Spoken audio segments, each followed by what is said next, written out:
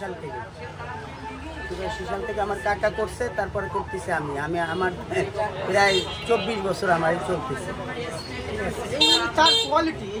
কোয়ালিটিটা ধরে রাখি, ভালো পাতি, ভালো দুধ, ঠিক আছে, এইগুলো দিয়ে ধরে রাখতে হয়। আর নিজের একটা শ্রম তো আছে। ভালো চলতেছে। দৈনিক গড়ে কত কাপ চা বিক্রি করে? এগুলো হিসেব করা যাবে না, আনুমানিক না। 60 কেজি দুধ যায়, 60 কেজি দুধ যায়। ঠিক আছে, এই দুধ সংগ্রহ করেন কোন থেকে? যোগানালারা দিয়ে যায় বিভিন্ন জায়গার থেকে। গোপালপুর আছে, তারপর মোল্লারহাট আছে, এরা এসে দিয়ে যায় ফার্মের থেকে। সকাল কয়টার দিক দুধ দিয়ে যায়, কয়টা পর্যন্ত জাল দিতে থাকে? সকালে দেয় না, দুপুরে দুধ দেয়, আর সকাল 9টার পরে একজন দেয়, 2জন দুধ দেয়। আর জাল একবারই দিই, ওই বারবার জাল দিই না, আর ঘনও করি না। পাতলা দুধের চা, কাস্টমার ভালো জানে, তাই আসে। এই চার দোকানটা শুরু হয়েছে কত সাল থেকে? 1984 সাল থেকে। প্রথমে কে স্টার্ট করছিল? আমার কাকা। এরপরে আমি। এখন এই ধারাবাহিকতায় চলতেছে।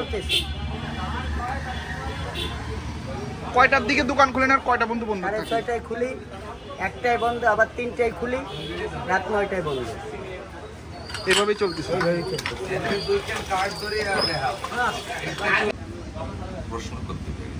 এটার এই দোকান কত সাল থেকে?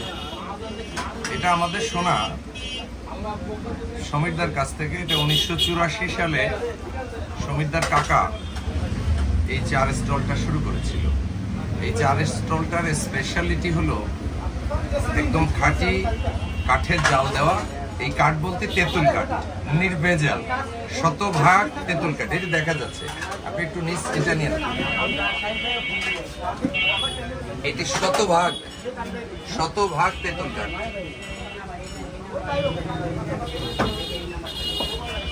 এই তেঁতুল কাঠের জাল দেওয়ার কারণে এর হিটটা হলো অ্যাডজাস্ট হয় বেশি। এই সমীরদার চার স্পেশালিটি হলো তার চায়ের ফ্লেভার ঠিক করা, অর্থাৎ কতটুকুন চা দিতে হবে, কতটুকুন দুধ দিতে হবে, দুধের ঘনত্বটা কেমন হলে সুন্দর হবে। এই স্পেশাল যে থিওরিটা, এইটা সমীরদা রপ্ত করেছে। আর আমি পার্সোনালি এই চার দোকানে বিগত 10 বছর চা খাই। সকাল বিকাল 2 বার এখানে একটু টু না মারলেই আমাদের লাইফে 3টা মনে হয় যেন কোথায় যেন হারিয়ে ফেলেছি। সো আজকে যারা সাক্ষাৎকার নিচ্ছে, আপনাদের মাধ্যমেও গোপালগঞ্জে যারা আসেন বিভিন্ন অঞ্চল থেকে বেড়াতে, আমাদের এই মনা টি স্টলে একবার ঘুরে যাবেন। এখানে যারা আমরা চা খাই, যারা আসেন, সামাজিকভাবে, রাজনৈতিক, অর্থনৈতিক সবভাবে এখানে একটা চমৎকার পরিবেশ হয়, যার সাথে সমীরদার একটা নারীর সম্পর্ক তৈরি হয়েছে দীর্ঘদিন থেকে। ধন্যবাদ আপনাদের সবাইকে আসার আমন্ত্রণ রইল।